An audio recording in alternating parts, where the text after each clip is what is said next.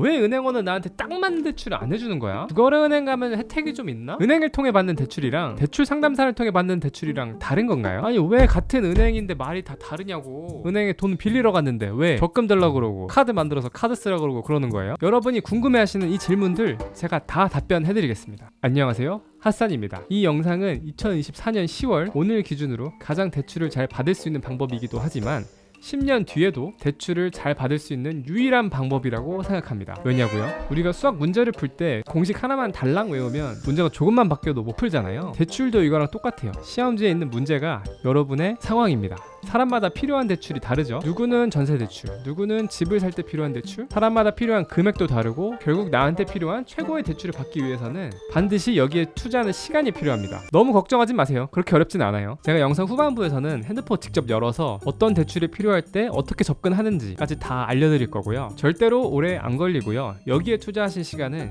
여러분이 부자가 되시는데 반드시 도움이 될 시간이라고 장담합니다. 부자들 중에 대출 안 받고 부자 된 사람이 어디 있어요? 이번 영상 꼭 끝까지 봐주세요. 가장 많이 일어나는 개인 대출을 보면은 전세대출, 주택담보대출, 신용대출 이 세 가지에 대해서 오늘 간략하게 이야기를 해보고자 합니다. 그거에 앞서 사전에 아셔야 할 이야기들 그리고 많은 분들이 궁금해하시는 것들, 저도 주변에 저한테 이런 거 물어보시는 분들 굉장히 많았어요. 왜 은행원은 나한테 딱 맞는 대출을 안 해주는 거야? 첫 번째는 은행원도 잘 몰라서입니다. 잘 몰라요. 이렇게 생각하실 거예요. 아니 내가 시간 내서 은행까지 가서 개인 대출 담당이라고 하는 사람 앞에 앉아가지고 이것저것 물어보고 하는데 왜 나한테 딱 맞는 걸 얘기를 못 해주냐. 예를 들면 아이폰을 사러 애플 스토어에 여러분이 가셨어요. 그러면 애플 스토어에서 내가 가장 원하는 그런 스펙 핸드폰을 찾을 수는 있겠죠. 하지만 갤럭시에서 뭐가 나오는지, 모토로라에서 뭐가 나오는지, 화웨이에서 뭐가 나오는지 그 애플 스토어 직원이 알까요? 은행도 마찬가지예요. 그 은행에서 제공할 수 있는 가장 최고의 솔루션을 제공할 수는 있겠죠. 하지만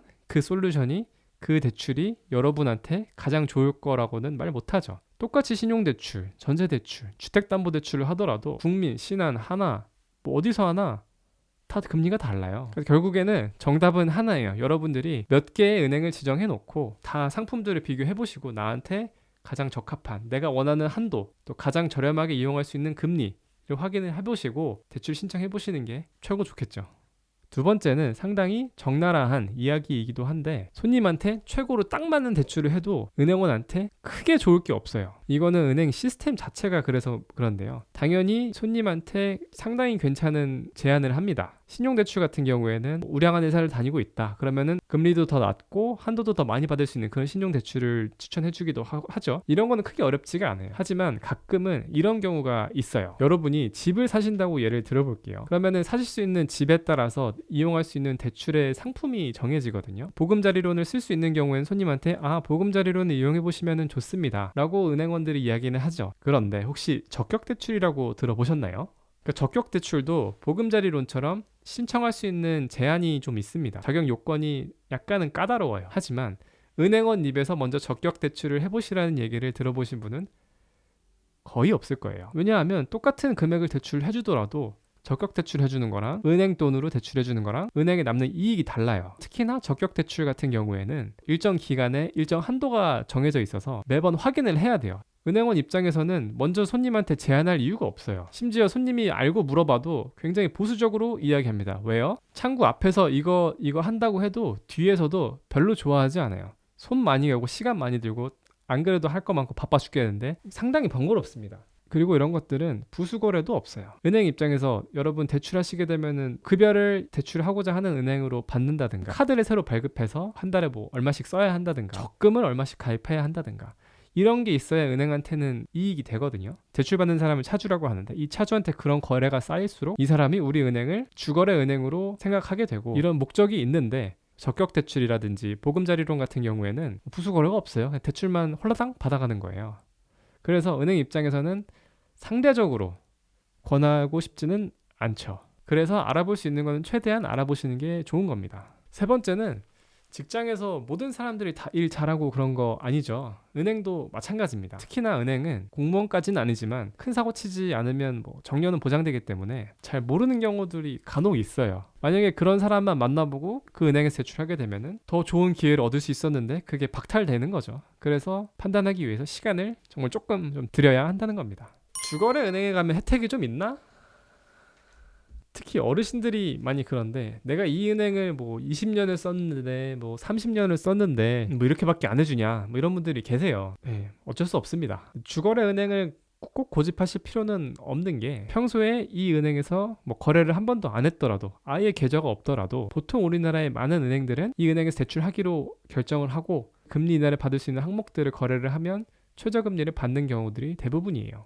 그래서 본인이 주로 이용하시던 은행이 아니더라도 너무 어렵게 생각하시지 말고 충분히 알아보시는 게 좋습니다. 은행에서 받는 대출이랑 대출 상담사를 통한 대출이랑 무슨 차이가 있는가?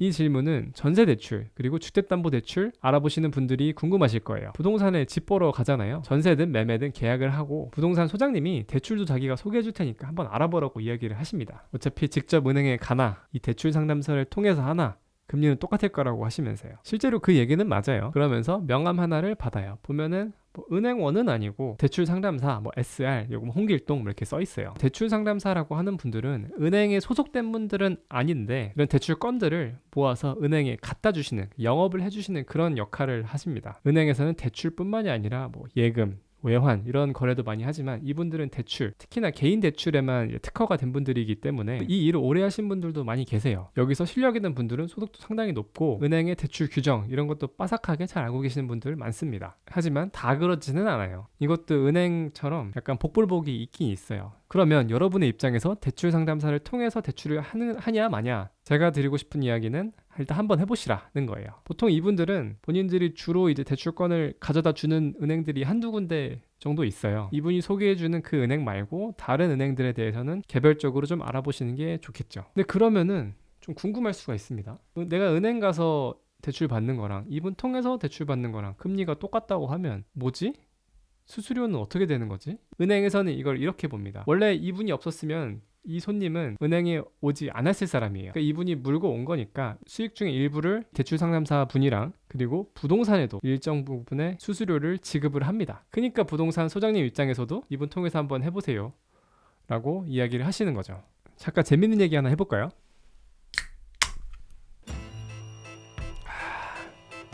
어차피 손님 입장에서는 은행 가서 대출 받으나 대출 상담사를 통해서 대출 받으나 똑같은 금리를 받는다고 얘기 드렸죠. 이거를 악용했던 사례가 있었습니다. 손님이 직접 은행에 방문을 해서 대출을 진행을 하셨는데 이거를 직접 온 걸로 하지 않고 부동산이랑 대출 상담사랑 짜고 여길 통해서 온 건이라고 해서 처리를 한 거예요. 손님 입장에서 손해볼 건 없죠. 근데 은행 입장에서는 손해를 보게 되는 거죠. 안 나가도 될 돈이 나갔으니까. 정말 기발하지 않나요? 은행에서 돈을 다루는 일을 하다 보면은 정말 보이지 않는 그런 틈새들이 보일 때가 있어요. 불륜 이야기처럼 이렇게 전설로 내려오는 그런 재밌는 이야기들이 있는데 나중에 기회가 되면 한번 얘기를 해보겠습니다. 은행이 여러모로 사고를 못 치게 좀 시스템을 만들긴 하는데 잊을만 하면 한 번씩 은행원이 뭐 얼마 해먹었다 이런 거 뉴스에 한 번씩 나오죠. 그렇게 크게 해먹으면 뉴스에 나오고. 왜 같은 은행인데 말이 달라? 이거 진짜 중요한 문제죠.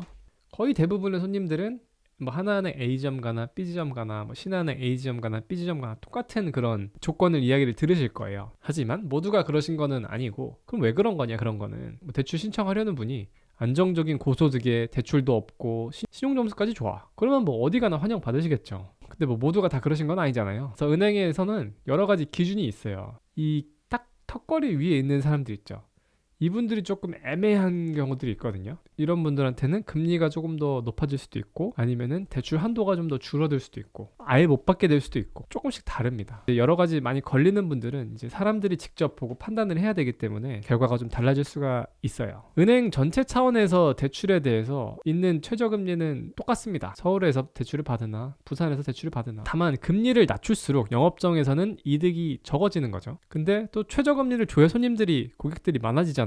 그래서 보통 대부분은 최저금리를 많이 주는데 간혹 가다가 그 지점장이 아니 우리한테 뭐 별로 득도 안 되는 부수거래도 별로 안 해주는 사람한테는 최저금리 해주지 마. 뭐 0.1% 더 받아 그런 사람들한테는 이렇게 얘기하면 그렇게 해야 돼요. 그 지점에서는. 그 지점에서 마지막으로 도장 찍는 사람이 지점장이니까 그거는 어쩔 수가 없어요. 간혹 있습니다. 그런 사람들. 돈이 필요해서 돈 빌리러 은행에 갔는데 왜 갑자기 적금을 가입하라고 하거나 카드를 쓰라 그러거나 그럽니까? 그 이유는요. 은행도 은행이지만 회사입니다. 은행 입장에서는 이익을 극대화하기 위해서 대출을 받으시는 분이 대출도 받고 여러 가지 그런 거래를 해주시는 게 우리 주거래 고객이 되는 거니까 되게 기쁜 일이죠. 제가 드리고 싶은 이야기는 웬만하면 그냥 다 해주세요. 그게 대출을 싸게 쓰는 방법이고, 자 이제 제가 직접 여러분의 입장이 되어서 대출을 어떻게 받아야 되는지 보여드리려고 해요. 요새 이런 서비스들이 있습니다. 대출 한 곳에서 다 알아봐 주기. 되게 편하죠? 그래 보이죠? 근데 그게 꼭 정답이 아닐 수가 있어요. 이거 먼저 볼게요. 구글에 금융상품 통합비교 공시 라고 치시면 금감원에서 제공하는 이런 것들이 나옵니다. 여기 들어가서 보시면 대출을 보려고 하는 건데, 신용대출이라고 해봅시다. 신용대출이 가장 간단하거든요.